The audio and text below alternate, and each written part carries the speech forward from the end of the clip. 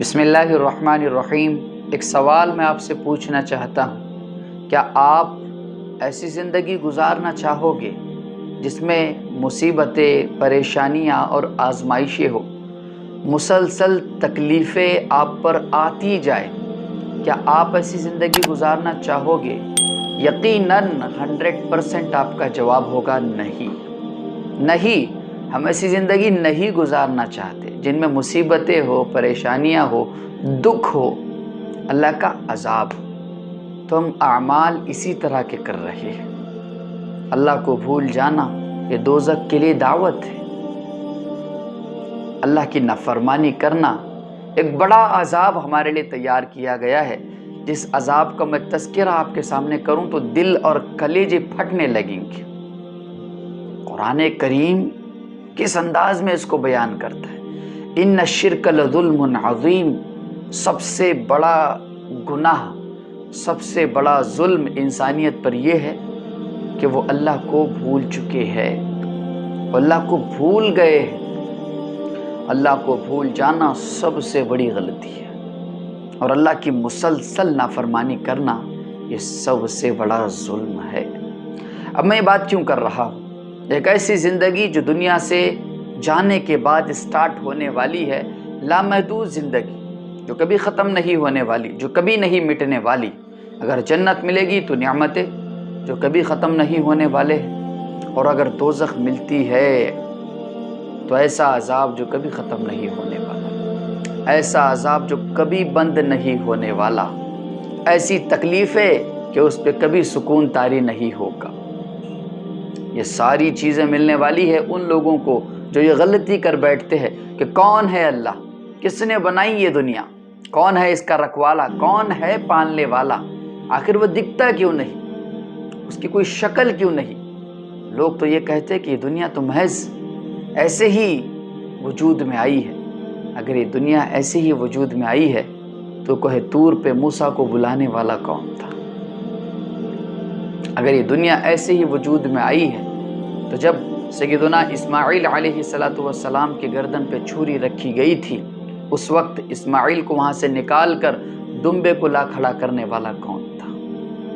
اگر یہ دنیا محض ایسے ہی وجود میں آئی ہے تو دو پہاڑوں کے بیچ میں سے حاملہ اونٹنی کو نکالنے والا کون تھا؟ اگر یہ دنیا ایسے ہی وجود میں آئی ہے تو حضرت محمد صلی اللہ علیہ وسلم کی اور ان کی صحابہ کی ہر جنگ میں مدد کرنے والا کون تھا؟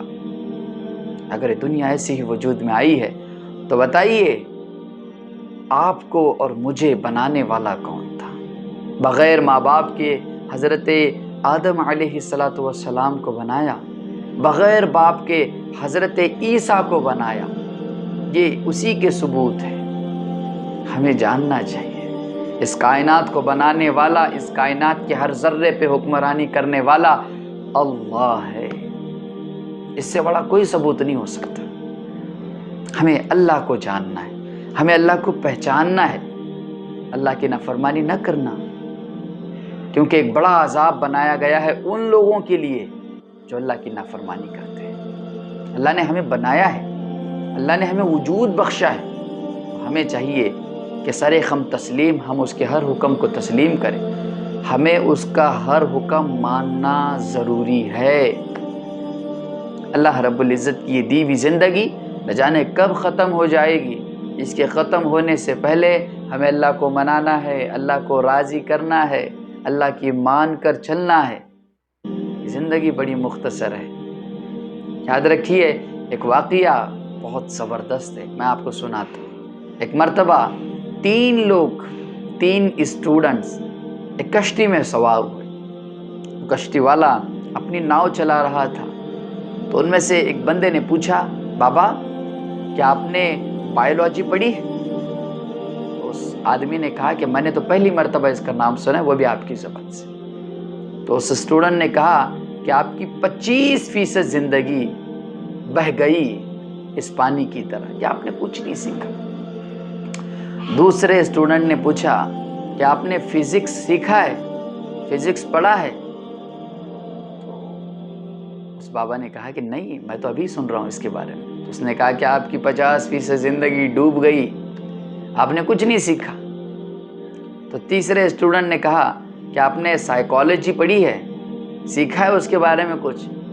تو اس بابا نے پھر وہی جواب دیا کہ یار میں نے ان کا کبھی نام ہی نہیں سنا۔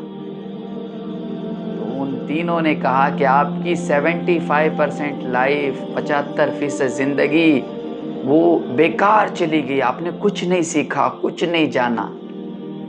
تو اچانک سمندر میں موجیں آنے لگی، سمندر کا پانی زیادہ ہو گیا، وہ اچھلنے لگا اور کشتی ڈوبنے کے کگار پہ آ گئی۔ تو اس بابا نے ان تینوں سے ایک ہی سوال پوچھا، کیا آپ تینوں کو تیرنا آتا ہے؟ تو ان تینوں کا جواب تھا نہیں۔ تو اس بابا نے کہا میری تو 75% لائف بیکار چلی گی، لیکن آپ کی 100% لائف بیکار ہونے والی ہے۔ تو آپ سمجھ جائیے، آپ تمام اچھے کام کیجئے، تمام نیکیاں اکٹھا کیجئے، لیکن اگر آپ اللہ کو اللہ نہیں مانتے، اللہ نہیں جانتے، تو آپ کی نیکیاں ہے، اچھی بات ہے، اس کا ثواب آپ کو ضرور ملے گا، اس کا نعم البدل آپ کو ضرور ملے گا، لیکن جب آخرت کا وقت آئے گا تو آپ ایسے ہی بھور میں پھنس جاؤ گے جیسے یہ 3 لوگ پھنسے ہیں۔ اتنا علم ہونے کے باوجود بھی وہ اپنے آپ کو نہیں بچا سکے، کیونکہ انہیں تیرنا نہیں آتا۔